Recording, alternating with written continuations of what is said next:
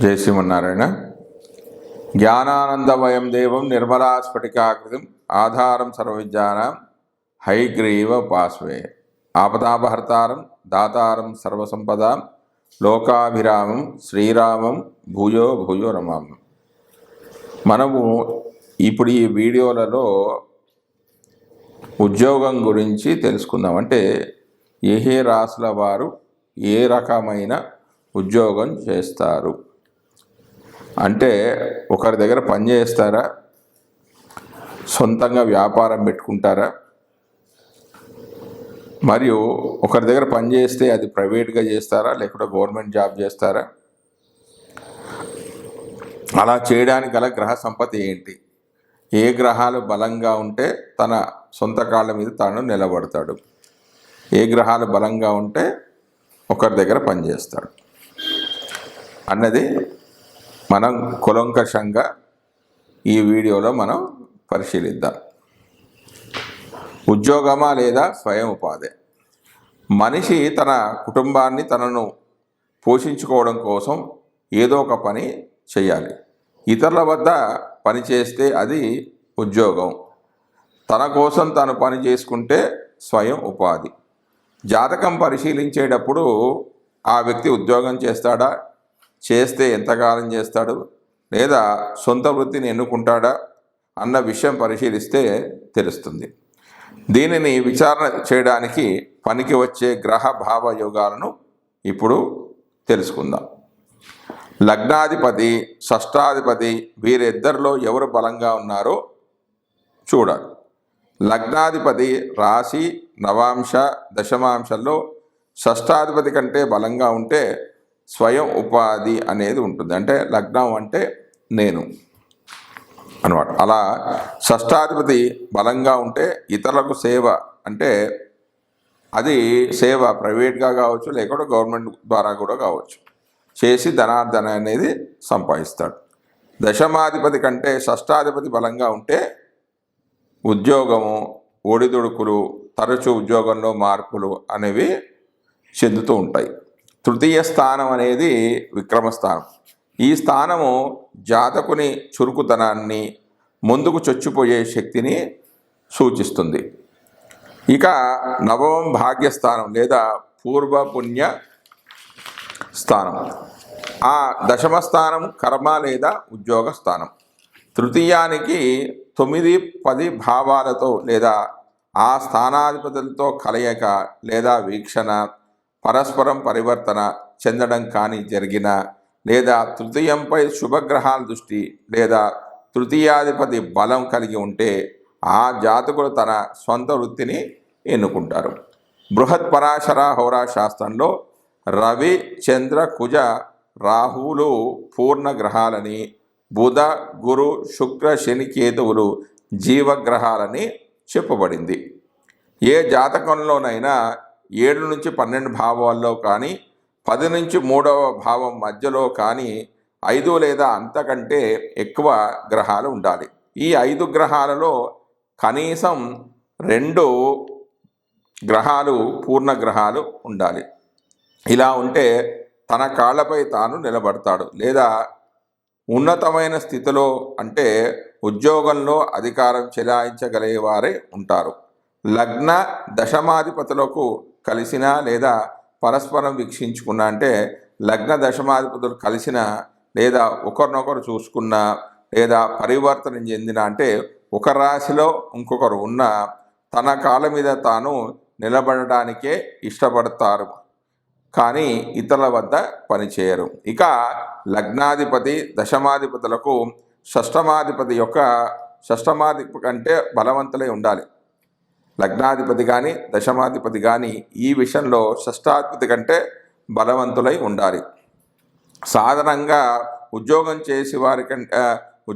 చేసేవారి కంటే స్వంత వృత్తి వ్యాపారం చేసుకునే వారికి డబ్బు ఎక్కువ అనేది లభిస్తుంది. అందుచేత జాతకునికి ధనయోగాలు చూడాలి. అంటే సొంతంగా వ్యాపారం చేసుకునే వాడికి ధనయోగాలు ఉన్నాయా లేవా అనేది కూడా ఒకసారి పరిశీలించాలి.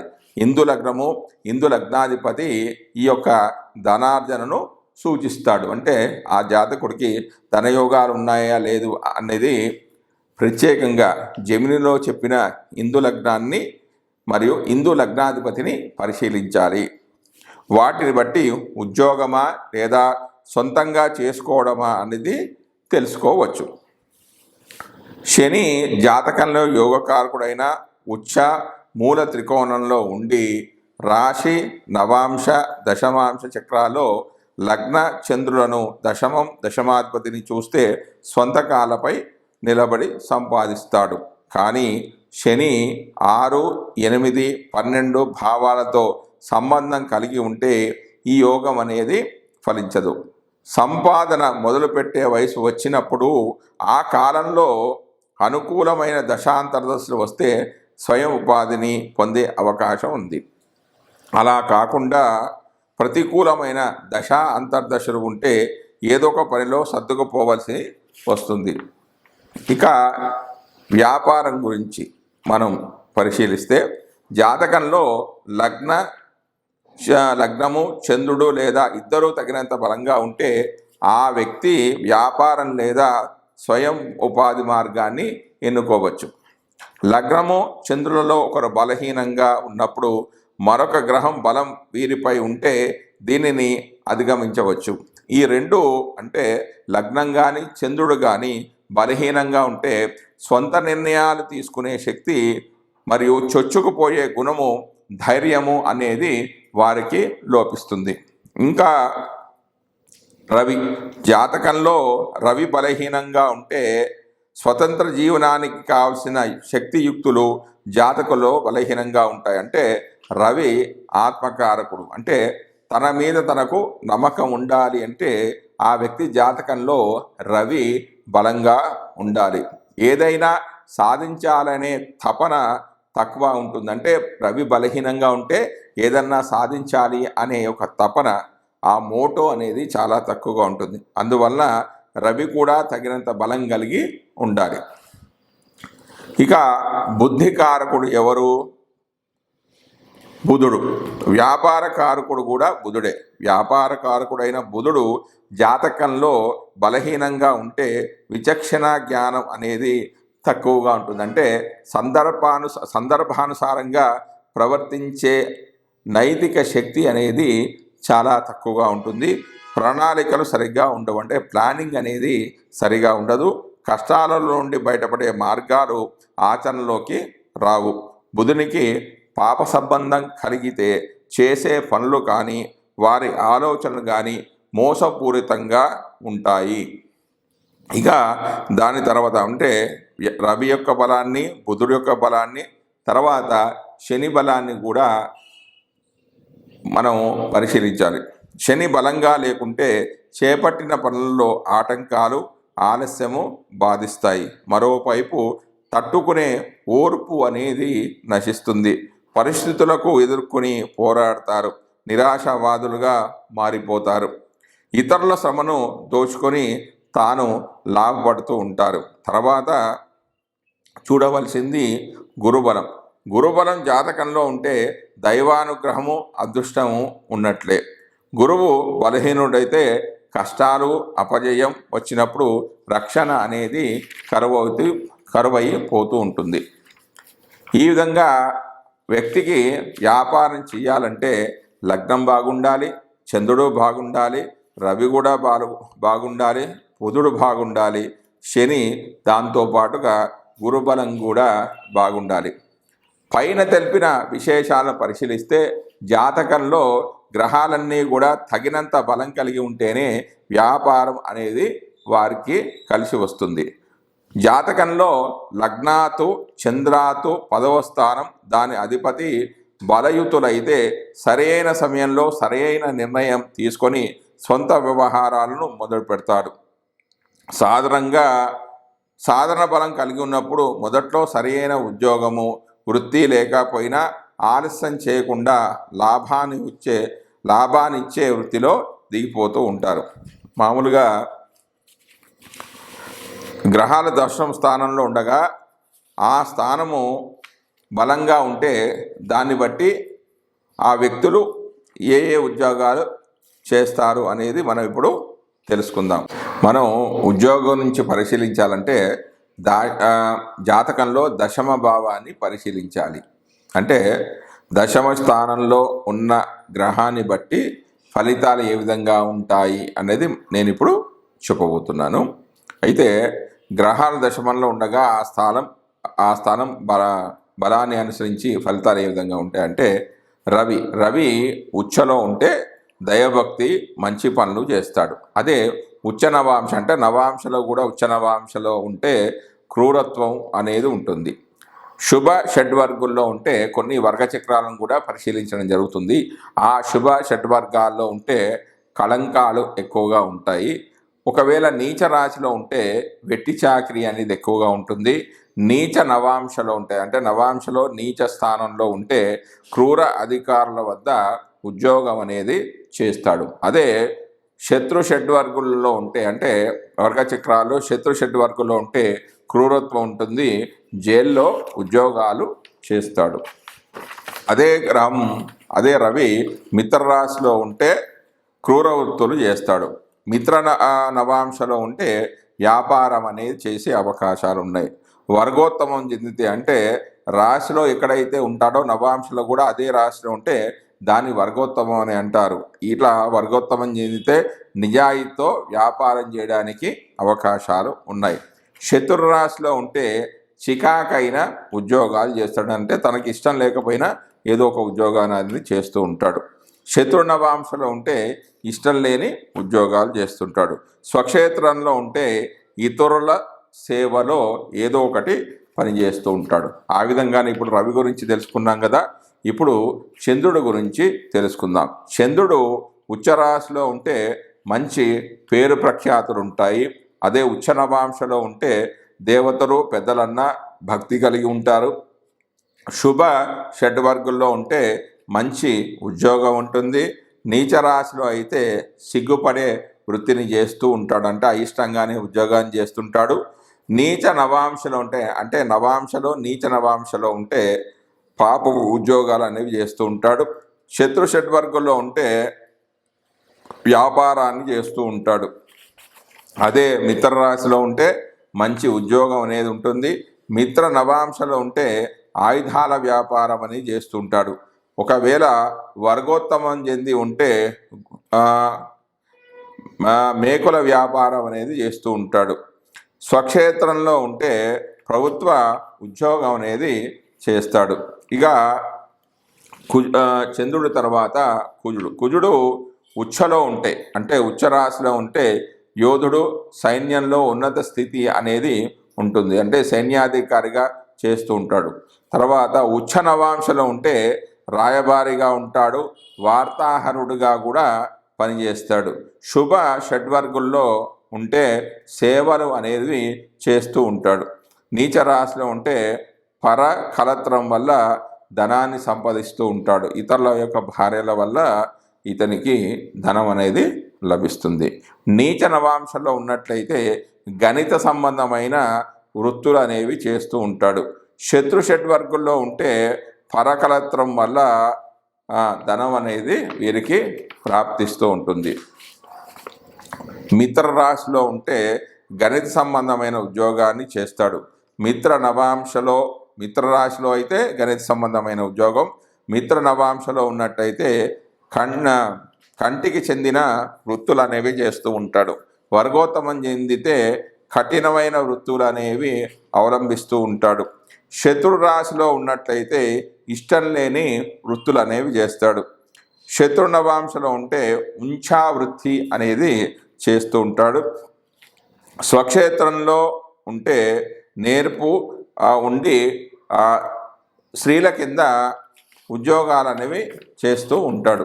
దాని తర్వాత ఇప్పుడు బుధుడి గురించి. బుధుడు ఉచ్చలో ఉంటే అంటే కన్యలో ఉన్నట్టయితే ధనధాన్య సమృద్ధి అనేది ఉంటుంది.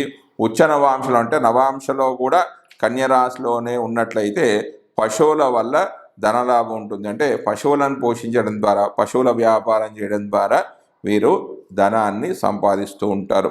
అదే శుభవర్గుల్లో ఉంటే వీరికి మంచి ఉద్యోగం అనేది ఉంటుంది. నీచ రాశిలో ఉంటే ఒకటే స్థిరమైన ఒకటే ఉద్యోగం అనేది ఉంటుంది. నీచ నవాంశలో ఉంటే జూదము, స్పెక్యులేషన్ వల్ల వీరికి లాభాలు అనేది వస్తుంటాయి. అంటే గుర్ర పందాలు, పేకాట, వీటి ద్వారా వ్యాపారాలు చేస్తూ లాభాన్ని పొందుతూ ఉంటారు.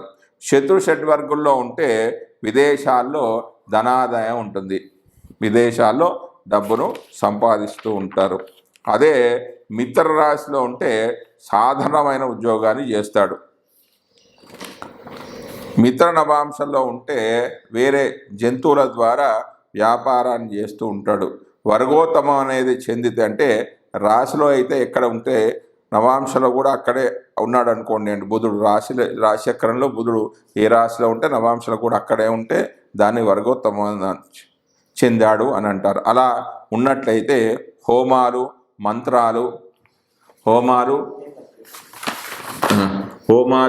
మంత్రాలు అనేవి చేస్తూ ఉంటాడు.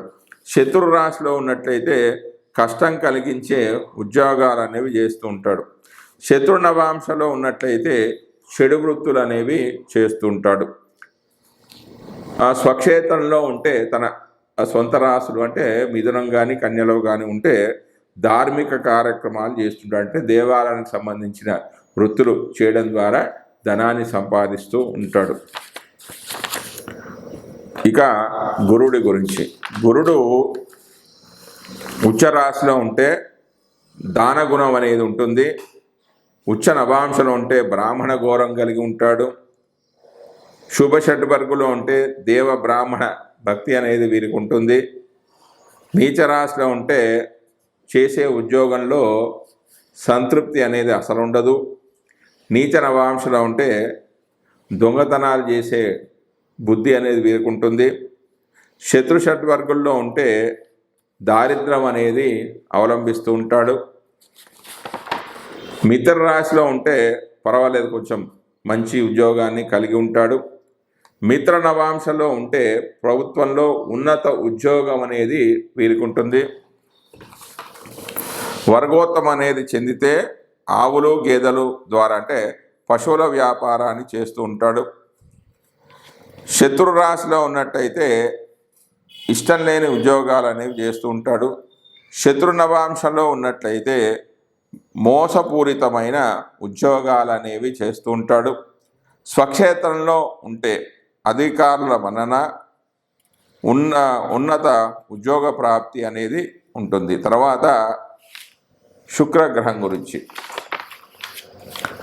శుక్రుడు ఉచ్చస్థానంలో ఉంటే అంటే శుక్రుడికి ఉచ్చస్థానం ఏంటి? మీనరాశి.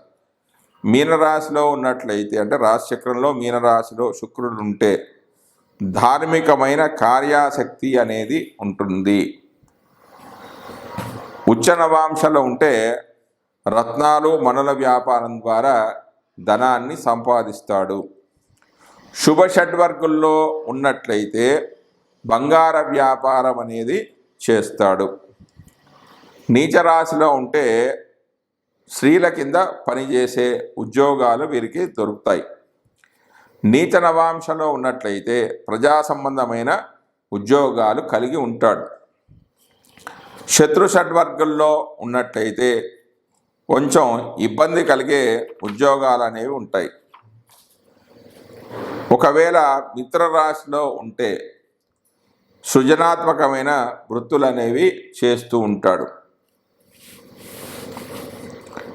మిత్ర నవాంశలో ఉంటే బంధుమిత్రుల కార్యనిర్వహణ ద్వారా ధనాన్ని సంపాదిస్తూ ఉంటాడు. వర్గోత్తమం చెందితే అంటే రాశిచక్రంలో గ్రహం ఎక్కడ ఉంటే నవాంశలో కూడా ఆ గ్రహం అక్కడే ఉండాలి. అలా ఉన్నట్లయితే పశువుల వ్యాపారం అనేది చేస్తుంటాడు. ఒకవేళ శత్రు రాశిలో ఉన్నట్లయితే క్రూరమైన ఉద్యోగాలని చేస్తుంటాడు. అదే శత్రు నవాంశలో ఉంటే కష్టమైన ఉద్యోగాలు చేసే అవకాశాలు ఉన్నాయి. స్వక్షేత్రంలో ఉన్నట్లయితే పశువులకు చెందిన వృత్తులను అనేవి చేస్తూ ఉంటాడు. ఇక చివరిది శని. శని ఉచ్చలో ఉంటే స్థిరమైన సున్నితమైన వృత్తి అనేది చేపడతాడు.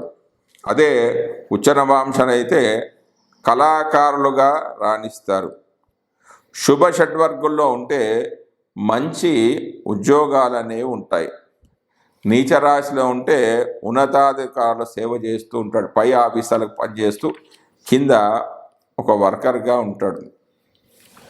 నీచ నవాంశంలో ఉంటే క్రూర వృత్తులు చేస్తాడు, నచ్చనివి అని చేస్తుంటాడు. ఏ విధంగానో జీవితాన్ని అలా గడుపుతూ ఉంటాడు. శత్రు షడ్వర్గుల్లో ఉంటే క్రూర వృత్తులు నచ్చనివి అనేవి చేస్తూ ఉంటాడు. అదే మిత్ర రాశిలో ఉన్నట్లయితే మంచి ఉద్యోగాలు ఉంటాయి. మిత్ర నవాంశంలో ఉంటే అంటే నవాంశ చక్రంలో మిత్ర నవాంశంలో ఉన్నట్లయితే సంతృష్టి లేని ఉద్యోగాలు అనేవి ఉంటాయి. వర్గోత్తమం చెందితే అంటే రాశిలో నవాంశలో కూడా ఒకటే రాశిలో ఉంటే మంచి ఉద్యోగాలు అనేవి ఉంటాయి. శత్రు రాశిలో ఉంటే పశువులను వేటాడడం ద్వారా వారి జీవనాన్ని గడుపుతూ ఉంటాడు. శత్రు నవాంశంలో ఉన్నట్లయితే చిన్ని వృత్తులు ఉంటాయి. వాచారులు అంటే ఎప్పుడు ఏదో ఒకటి అర్థం పర్థం లేకుండా మాట్లాడుతూ ఉంటారు. స్వక్షేత్రంలో ఉంటే వైద్య సంబంధమైన ఉద్యోగాలు చేస్తూ ఉంటారు. ఇప్పటివరకు మనం గ్రహాల యొక్క బలాలను గురించి తెలుసుకున్నాం. ఏ బలంగా ఉంటే ఎలాంటి ఫలితాలు వస్తాయి అని తెలుసుకున్నాం. ఇప్పుడు మేషం దశమం అయితే అందులో 9 గ్రహాలు ఉన్నప్పుడు ఫలితాలు అనేవి ఏ విధంగా వస్తాయి అనేది మనం ఇప్పుడు తెలుసుకుందాం. దశమాన్నే రాజ్యమని కర్మభావం అని అంటారు. ఇందులో ఉన్న 9 గ్రహాలు ఎలాంటి ఫలితాలు ఇస్తాయి అనేది మనం ఇప్పుడు తెలుసుకుందాం. ఇప్పుడు మనం కన్యా దశమమై అంటే దశమ స్థానమై అందులో 9 గ్రహాలు ఉంటే ఫలితాలు అనేవి ఏ విధంగా ఉంటాయి అంటే వాళ్ళు ఏ వృత్తిలో రాణిస్తారు అనేది మనం ఇప్పుడు తెలుసుకుందాం. కన్యా దశమమై అందులో రవి ఉంటే జాతకుని వృత్తిపై తండ్రి యొక్క ప్రభావం అనేది ఎక్కువగా ఉంటుంది. ఉత్తర హస్త 2 పాదాల్లో ఉంటే సంతోషం అనేది చాలా తక్కువగా ఉంటుంది. అంటే ఈ రవి ఉత్తర నక్షత్రంలో కానీ అంటే 2, 3, 4 పాదాల్లో కానీ హస్త 1, 2 పాదాల్లో కానీ ఉంటే సంతోషం అనేది చాలా తక్కువగా ఉంటుంది. మిగిలిన పాదాల నక్షత్రాల్లో మంచి విద్య అనేది వీరికి ఉంటుంది. రచయితలుగా జ్యోతిష్యులుగా బాగా రాణిస్తారు. చంద్ర సంబంధం ఉంటే అంటే ఈ రవి మీద చంద్రుడి యొక్క దృష్టి ఉన్నా లేకుంటే చంద్రుడు కలిసి ఉన్నా వీరికి ఉన్నత పదవీ లాభం ఉంటుంది. బుధ సంబంధం వల్ల గొప్ప వ్యక్తిగా ఉంటారు. గురుని వల్ల అదృష్టము, శని వల్ల న్యాయశాస్త్రాల్లో అద్భుతంగా రాణిస్తారు. రాహు వల్ల విదేశీ ప్రయాణం చేస్తారు. అంటే ఈ యొక్క గ్రహతో సంబంధం అంటే యుతి కానీ వీక్షణ కానీ స్థితి కానీ చెంది ఉంటే వీరికి ఈ ఫలితాలు వస్తాయని మనం అర్థం చేసుకోవాలి. కన్యా దశమమై అందులో చంద్రుడు ఉంటే శని సంబంధం వల్ల వృత్తిలో ఎగురు దిగుడుగా ఉంటారు, అప్ అండ్ డౌన్స్ అనేవి ఉంటాయి. రాహుతో కలిసి ఉంటే పరిశోధకులు అవుతారు. కేతుతో కలిస్తే అతీంద్రమైన జ్ఞానం కలిగి దానినే వృత్తిగా చేసుకుంటూ ఉంటారు. చంద్రబలంపై మిగిలిన ఫలితాలు అనేవి ఆధారపడి ఉంటాయి. ఒకవేళ కన్యాదశమై అందులో కుజుడు ఉంటే శని సంబంధం వల్ల మార్పు అనేది ఉంటుంది. ఆస్తులు కోల్పోతారు. హస్తలో ఉంటే మనసు అనేది చాలా చంచలంగా ఉంటుంది. ఒకవేళ కన్యాదశమై అందులో బుధుడు ఉంటే ఇది బుధునికి ఉచ్చస్థానము మూల త్రికోణం స్వక్షేత్రం కూడా ఈ కన్యనే కావడంతో అనేక రకాల వృత్తులలో నేర్పు అనేది వీరికి ఉంటుంది. ఏ వృత్తికైనా వీరు సరిపోతారు. కొందరు 2 వృత్తులలో రాణిస్తారు. ఎందుకంటే కన్యారాశి ఉభయరాశి కాబట్టి 2 వృత్తులు చేస్తారంటే ఇటు ప్రభుత్వ ఉద్యోగం ఉంటుంది, అక్కడ ప్రైవేట్గా వ్యాపారం కూడా ఉంటుంది. రెండింటిని కూడా నడుపుతారు వీళ్ళు. గురువుతో కలిస్తే వృత్తి చాలా ఎక్కువగా ఉంటుంది. ఒకవేళ ఈ బుధుడు కన్యాదశమై అందులో బుధుడు ఉంది, గురువుతో సంబంధం ఏదైనా ఉంటే వృత్తి చాలా బాగుంటుంది. శుక్ర సంబంధం ఉంటే దుస్తులు, అలంకరణ సామాగ్రి, విలాస వస్తువులకు సంబంధించిన వృత్తులు ఉంటాయి. శని సంబంధం వల్ల చక్కగా మాట్లాడతారు, ఉపన్యాసం బాగా ఇస్తారు, కానీ క్లుప్తంగా మాట్లాడారంటే వీరు చెప్తుంది ఎదుటిలోకి అర్థం కాదు. ఒకవేళ గురువు ఉంటే అంటే కన్యాదశమమై అందులో గురువు ఉన్నట్లయితే ఆర్థిక సంబంధమైన అకౌంటెంట్లు, ఆడిటింగ్లు, ఫైనాన్స్ రంగంలో వృత్తి అనేది ఉంటుంది. ఉత్తరలో ఉంటే అదృష్టవంతులుగా ఉంటారు. హస్తలో ఉంటే అంటే హస్త నక్షత్రంలో ఉంటే కేతుతో కలిసి ఉంటే అతీంద్రియమైన విషయాలపై ఆసక్తి అనేది ఉంటుంది. చిత్తా నక్షత్రంలో ఉంటే భూములు, గృహాలు బాగా సంపాదిస్తారు. ఒకవేళ శుక్రునితో కలిసి ఉంటే, కన్యలో శుక్రునితో కలిసి ఉంటే అనేక వాహనాలు, రాహు సంబంధం వల్ల వృత్తి, సుఖం అనేది తక్కువగా ఉంటుంది. అంటే ఇక్కడ కన్యలో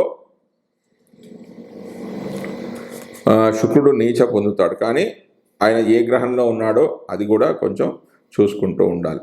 దానివల్ల ఆ గురుడిచ్చే మంచి ఫలితాలను కూడా ఈ శుక్రుని వల్ల వాళ్ళు పొందలేకపోతారు. కాబట్టి వృత్తి సుఖం అనేది చాలా తక్కువగా ఉంటుందని చెప్పవచ్చు. ఒకవేళ ఇందులో శుక్రుడు ఉంటే, శుక్రుడికి ఈ కన్యారాశి అనేది నీచ రాశి కాబట్టి వృత్తిలో ఆటంకాలు అనేది ఉంటాయి, అప్ అండ్ డౌన్స్. ఉత్తర 4లో ఉంటే వృత్తిపరంగా మంచి వాహన సౌఖ్యము, చిత్తలో ఉంటే సహ ఉద్యోగుల అనుచిత ప్రవర్తన వల్ల చికాకులు అనేవి కలుగుతాయి. శత్రుపీడ అనేది చాలా ఎక్కువగా ఉంటుంది. శని సంబంధం వల్ల వృత్తిపరంగా ఇబ్బందులు, రాహు సంబంధం వల్ల మోసపోవడం అనేవి జరిగే అవకాశాలు ఉన్నాయి. ఒకవేళ శని గ్రహం స్థితి చెంది ఉంటే అంటే కన్యా దశమమై అందులో శనిగ్రహం ఉంటే రచనా రంగంలో ఉంటారు. గురువుతో కలిస్తే సంపదలు పెరుగుతాయి. ఉత్తరలో ఉంటే న్యాయ వృత్తి ఉన్న వృత్తిలో ఇబ్బందులు అనేవి ఉంటాయి. హస్తలో చంద్ర సంబంధం కలిగి ఉంటే వృత్తిలో తీవ్రమైన ఆశాభంగం అనేది ఉంటుంది. మిగిలిన స్థానాల్లో ఉన్నప్పుడు విదేశీయులతో వృత్తిపరమైన సంబంధాలు అనేవి ఉంటాయి. ఒకవేళ ఈ కన్యలో రాహు ఉన్నట్లయితే, కన్యారాశి దశమమై అందులో రాహు ఉన్నట్లయితే వారసత్వ వృత్తులను చేపడతారంటే తండ్రి, తాత చేసిన వృత్తులనే వీరు కొనసాగిస్తూ ఉంటారు. నిజాయితీ అనేది చాలా తక్కువగా ఉంటుంది. సంఘంలో చాలా పేరుంటుంది. ఉత్తరా నక్షత్రంలో ఒకవేళ రాహు ఉన్నట్టయితే విదేశీ ప్రయాణాలు చేస్తారు. హస్తా నక్షత్రంలో ఉంటే ప్రజా సంబంధమైన వృత్తులు, పరిశోధకులుగా ఉంటారు. ఒకవేళ చిత్తా నక్షత్రంలో ఉన్నట్లయితే గౌరవనీయమైన వృత్తుల్లో వీరు రాణిస్తారు. కేతువు ఉన్నట్లయితే అంటే కన్యా దశమమై అందులో కేతువు ఉన్నట్లయితే ఉత్తరలో ఉంటే ఆధ్యాత్మికమైన ముసుగు వేసుకొని ఉంటారు. అంటే భక్తులుగా బయట కనిపిస్తూ లోపల మోసాలు అనేవి చేస్తూ ఉంటారు. హస్తాలో అతీంద్రియ శక్తులను డబ్బుల కోసం ప్రదర్శిస్తూ ఉంటారు. చిత్తలో ఉంటే భుక్తి బాగా ఉంటుంది, అంటే ఉద్యోగం బాగానే ఉంటుంది, ఆదాయం బాగానే ఉంటుంది, కానీ అది అంతగా ఉపయోగించదు అని చెప్పొచ్చు. వృత్తిలో సగ్నిగ్ధత ఎక్కువగా ఉంటుంది. నిలకడ అనేది సరిగా ఉండదు, తృప్తి అనేది ఉండదు. అనేక రకాలుగా ఉద్యోగాలు అనేవి చేస్తూ ఉంటారు. ఇప్పుడు కన్యలో వివిధ అంటే కన్యారాశిలో వివిధ గ్రహాలు ఇచ్చే వృత్తులు ఏంటి అనేది మనం ఇప్పుడు తెలుసుకుందాం. కన్యలో రవి ఉంటే వర్తక వాణిజ్యాలలో పనిచేసేవారు, ఆహారాన్ని సమకూర్చేయగలవారు అవుతారు. ఒకవేళ కన్యలో చంద్రుడు ఉంటే క్లర్కులు, ప్రైవేట్ అకౌంటెంట్లు,